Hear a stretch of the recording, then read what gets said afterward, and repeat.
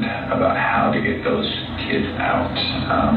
You can imagine we can't really cut a hole in that tank because the sparks will blow something. Yeah. So I just want to make very sure that you're 100% sure that they're in there. Yeah. Okay. I don't know why he chose to put their bodies in those tanks. He never offered any kind of an explanation other than our belief that he did so in the hopes that they would never be found. We just have a question for you about the site. Are you 100% positive that Bella and Celeste are in these tanks? How do you get them in the tanks? The hatch on top. The hatch. How do you access that? Walk upstairs. And then what? So they were saying like you could barely fit an arm through that.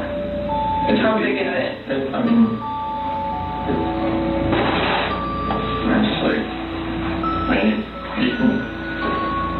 that's how we case tanks. What the defendant, he had a picture that was very similar to this when he was being interviewed by law enforcement. What he described as having parked his truck out here at the bottom part of the picture in the dirt area, and individual with each girl climbing up these metal staircases that you can see. At the top is that 8-inch escape hatch or hatch into the top of the tank, and he described placing his daughters in each one of those tanks. He was asked if he buried Shanann because he knew she wouldn't fit through that 8-inch hole, and he answered in the affirmative, that that's why he had buried her. Was it hard to get them in there? Did you have to push or anything, or? Not really. Okay. We're sure? Yeah. Okay, like we're gonna have to throw in these tanks, it's gonna be kind of a mess, so I just wanna make sure that you're being truthful about that. And is it because, is Shanann here because she couldn't, like, could you not lift her all the way up there, or you couldn't? Would she have been too big to fit in that hole? Did you know that already? Just from the working field, and then I knew that. There was a dirt driveway parking area where you could tell that the employees who came out to monitor the well sites would park. So you went oil tank, and then you had the driveway that I'm talking about, and then there was natural grasses, weeds. There was a bare spot about 8 feet by 2.5 feet wide that he had identified as the resting place where he had buried Shanann and Nico. A very careful uncovering of the bodies was undertaken. Shanann was placed in the fetal position, face down, in that hole that he had dug. Shanann, who was pregnant, was buried by her husband in a shallow grave, dug in sand and gravel. She was pregnant, and after a period of time of being in this grave, her body began to decompose. And what happened was this baby that she was carrying was expelled. This is referred to as coffin birth. We saw this occur in the Scott and Lacey Peterson case as well.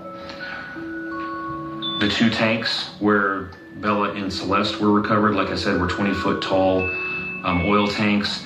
The only access to that from the outside without leaking oil are those hatches at the top of the oil tank that are 8 inches in diameter. He, during the course of his interview with investigators, said that he had placed his daughters through those 8-inch hatches down into the oil.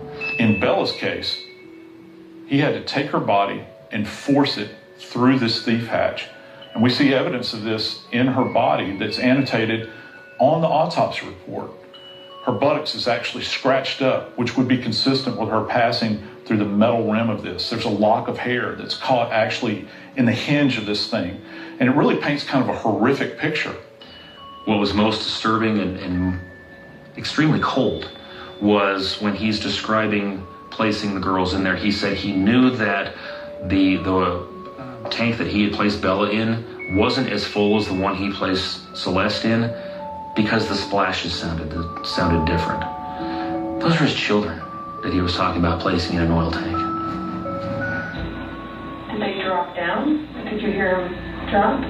Or did it seem like they dropped away? One seemed emptier than the other. Which one do you think? The left one. The one that fell in? I mean, did it sound like she would have hit the bottom kind of thing, or did you hear her hit with it? There's no chance that you put them in there when they're still alive, is there? No, God, no. Okay. I don't remember exactly how long it took to drain those tanks, but it was a very monotonous process because it involved not just the cooperation of the oil company, who was the owner and operator of those tanks, but also hazmat crews from the Colorado State Patrol, fire departments, and law enforcement all had to work in conjunction with one another.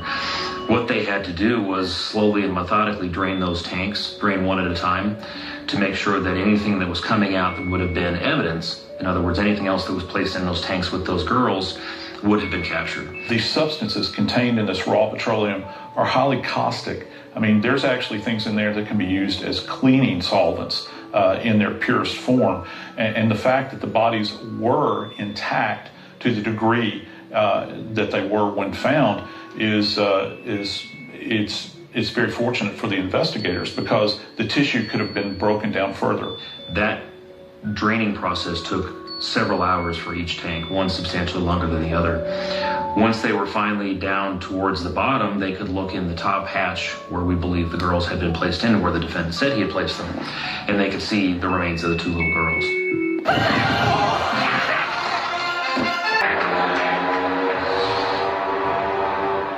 Your Honor, understand very clearly, Bella fought back for her life. The frenulum, the connective tissue between her upper lip and her gum, had a centimeter and a half laceration. She bit her tongue multiple times before she died. She fought back for her life as her father smothered her. The most disturbing thing about this case may have been the way the bodies were found, because they were basically thrown out like trash. You know, Shanann was in a shallow grave. The two girls were in this big oil vat. And, you know, they had just been kind of tossed aside in a way that they wouldn't easily be found. And that was really disturbing. We know from the autopsies conducted by the medical examiner that the cause of death on Shanann was manual strangulation. By manual, what we refer to as his hands, strangled her with his hands. The manner of death was homicide. And in the medical examiner world, what that means is somebody's death is caused at the hands of another. We know that Bella and Celeste were smothered. When both of these little girls, Bella and Cece, were smothered, we can also say suffocated. The process itself is kind of horrendous. Just imagine that someone is clamping down on your nose and your mouth, someone much stronger than you, and is preventing you from taking on much needed oxygen. The medical examiner was not able to give us time of death for either Bella, Celeste, or Shanann. We don't know to this day the order in which they were deceased. In part, we don't know the answer to that question because we don't live in a CSI television type of world. Unlike your daughters, Bella and Cece, Shanann met a different end. She was strangled to death. And in my estimation, hands were wrapped around her throat, and oxygen was effectively cut off from her airway. She was incapable of breathing as a result of her airway being occluded externally by this C-clamp that's going on, or throttling that's taking place. She would have had an awareness. She would have struggled some. Remember, she's a pregnant lady. She's tired. She's worn down. I think the recovery process of these two little girls, and I would include Shanann and Nico in this too, was incredibly difficult on the professionals who were on the scene. The hazmat professionals I talked about, the fire department who was there, law enforcement who was there. They had to see things that none of us should ever have to see. I hope they're doing well. I really do, because I wouldn't wish that upon anybody to have to see that. Wants to know.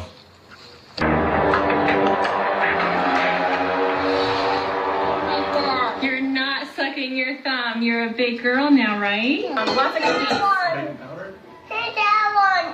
Baking soda. Hold on, Cece. Hold on. All pie by yourself? Yes. Good job, Cece. I'm glad we've Hey, Mommy.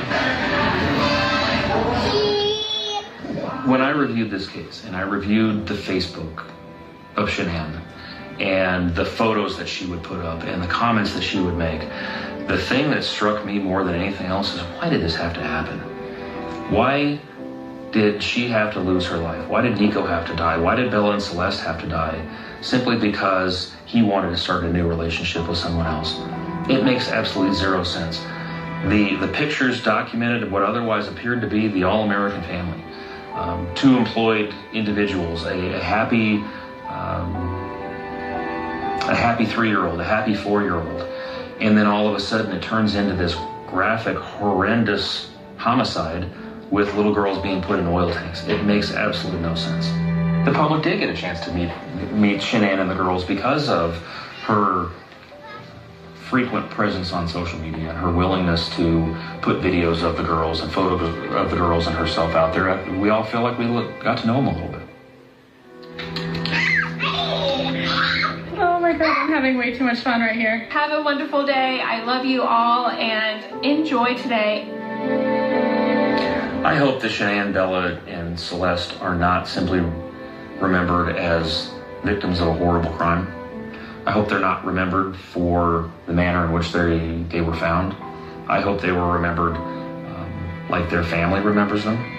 Two little girls who were bundles of joy and full of life and energy. I hope Shanann is remembered as a very successful businesswoman, by all accounts an outstanding wife, an outstanding mother. My daddy is a hero. He helps me